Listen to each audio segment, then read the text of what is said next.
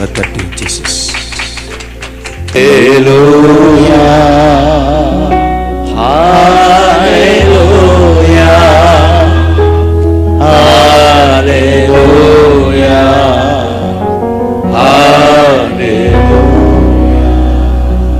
வாசல்களே உங்கள் தலைகளை உயர்த்துங்கள், அநாதி கதவுகளே உயர்ந்து நில்லுங்கள். மகிமையின் ராஜா உட்பிரவேசிக்கிறார். யார் இந்த மகிமையின் ராஜா? வல்லமை உடையவர், பராக்கிரமம் உடையவர், யுத்தத்தில் பராக்கிரமம் உடையவர்.